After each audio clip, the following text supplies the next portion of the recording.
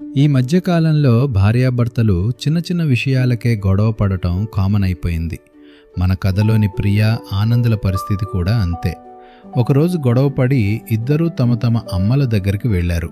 అక్కడ ఏం జరిగిందో ఇప్పుడు చూద్దాం. ప్రియా పుట్టింట్లో. అమ్మా, ఆయన ఎప్పుడు వాళ్ళ అమ్మ వైపే మాట్లాడతారు. నేనేం చెప్పినా అస్సలు వినరు. నాకైతే ఈ సంసారమే వద్దు. మహాదేవుళ్లాంటి భర్త కావాలి, రాముడిలాంటి మొగుడు కావాలి అనే ముందు ఒక విషయం తెలుసుకో తల్లి. రాముడు తన తండ్రి మాట కోసం అడవికి వెళ్ళాడు. అలాగని సీతమ్మ, నీకు మీ నాన్నే ముఖ్యం అయితే నేను మా పుట్టింటికి వెళ్ళిపోతా అనలేదు కదా తల్లి. కష్టమైనా సుఖమైనా నా భర్తతోనే ఉంటా అని ఆయన వెంటే నడిచింది. అందుకే ఆయన్ని ఆదర్శ భర్తగా నిలబెట్టగలిగింది. ఆనంద్ వాళ్ల ఇంట్లో. అమ్మా, తను ఎప్పుడు నన్ను తక్కువ చేసి మాట్లాడుతుంది. తన మాటే నెగ్గాలి అనుకుంటుంది. తనకి కనీసం నా మీద గౌరవం లేదు. నాకు సీతమ్మ లాంటి ఇల్లాలు దొరుకుతుంది అనుకుంటే దుర్గాదేవి దొరికింది.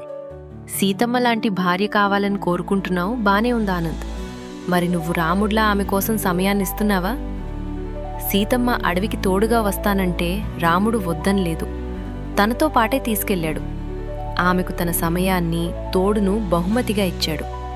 స్త్రీకి నువ్విచ్చే ఖరీదైన వస్తువుల కంటే నువ్విచ్చే సమయం ఎక్కువగా కోరుకుంటుంది. చూడమ్మా ప్రియా, రాముడైనా శివుడైనా ఆడవాళ్ల ప్రేమకే దాసోహం అవుతారు కానీ ఆడవాళ్ల అహంకారానికి కాదు తల్లి. అబ్బాయి అంటే ఎన్నో బాధ్యతలు, టెన్షన్లుంటాయి. దాన్ని మీ ప్రేమ అనే చల్లటి నీళ్లతో చల్లపరచండి. అప్పుడు తను కూడా ఒక రాముడ్లా నిన్ను కలలో పెట్టుకుని చూసుకుంటాడు. కాని ఇప్పుడు ప్రేమ అనే నీళ్లు పోయాల్సింది పోయి ఇగో అనే పెట్రోల్ పోసి ఆ మంటని ఇంకా పెంచుతున్నారు. నాయనా ఆనంద్, నువ్వు సమయం కేటాయించకుండా, తన మనసుని గుర్తించకుండా కేవలం అధికారం చలాయించాలి అనుకుంటే ఏ భార్య గౌరవించదు. శివుడు పార్వతిని బాగా అర్థం చేసుకున్నాడు కాబట్టే తన శరీరంలో సగభాగాన్ని ఇచ్చి అర్ధనారీశ్వరుడయ్యాడు. చూడమ్మా ప్రియా, ఆనాడు ద్రౌపది అత్తగారి మాట కోసం 5 భర్తలను స్వీకరించి ఇల్లు నిలబెట్టింది.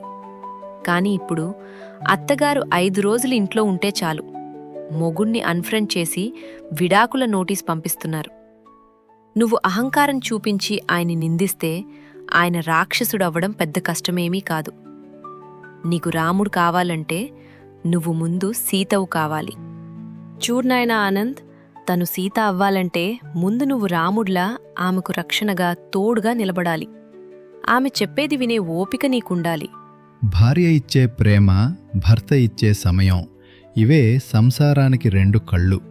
భార్య ప్రేమ అనే నీళ్లతో భర్త బాధ్యతల సెగను చల్లార్చాలి. భర్త తన సమయం అనే గొడుగుతో భార్య ఆవేదనకు నీడ ఇవ్వాలి. అప్పుడు ప్రతి ఇంట్లోని భార్యాభర్తలు సీతారాముల్లా జీవించగలరు.